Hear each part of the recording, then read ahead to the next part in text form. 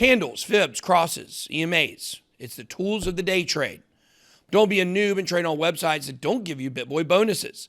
Click the link in the description to get set up on Bybit or Femex and get an insane sign-up bonus for being part of the Bit Squad.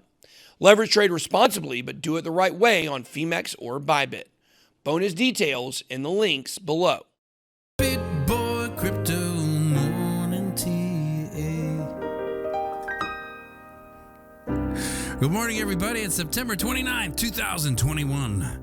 My name's Piano Matty B. That is Scaramucci's.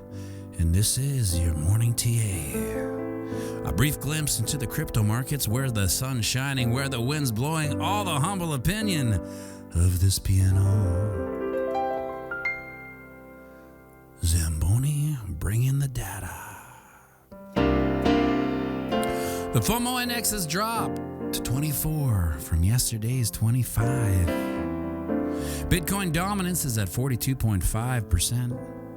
24-hour volume is at 72 billion. Ooh, she's kind of low. Overall market cap is 1.87 trillion. Give or take 100 million. Over on the daily, we see my favorite type of bullish candle, that of the engulfing persuasion.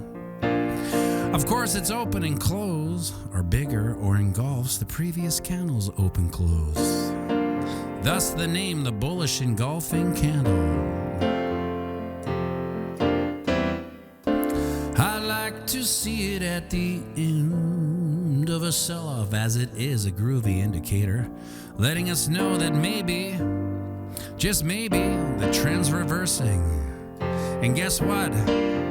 Remember all those big swinging wicks we talked about yesterday? Well, they got candlesticked real proper like, right off the map.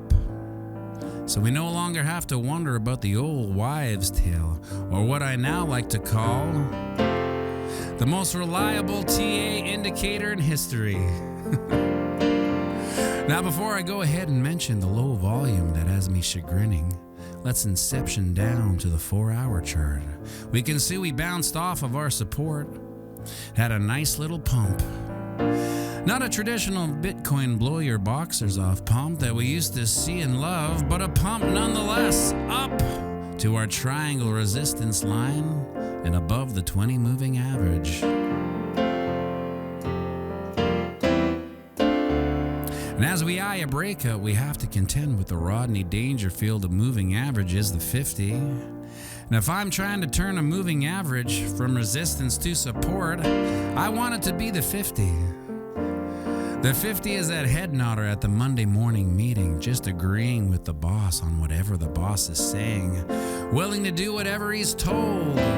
I'm hoping after a couple jokes about his wife, we'll break above old Rodney at 42.8.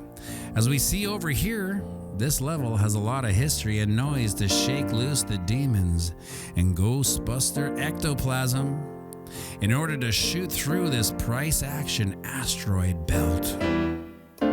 Let's build a target ladder to fly this Millennium Falcon through the belt and up to 44.8, shall we?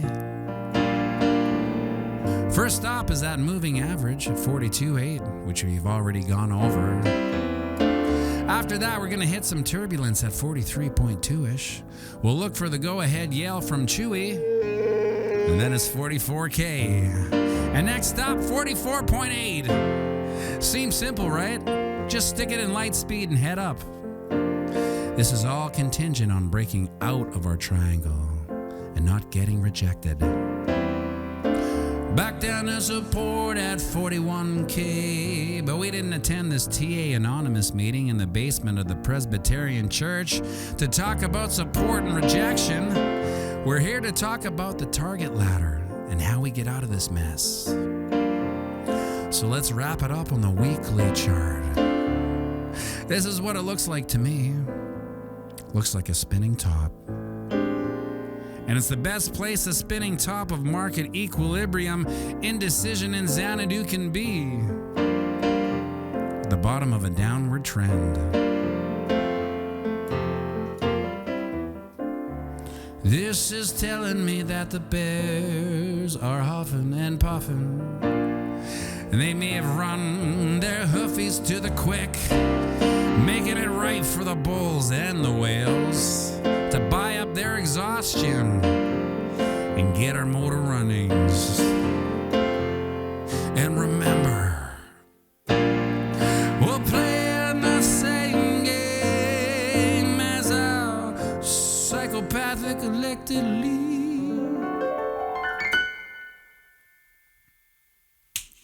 That's right, it's the long game. So zoom out and have a fantastic day.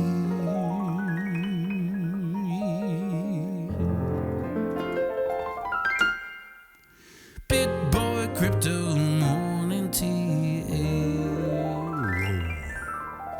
Cha-cha-cha-cha.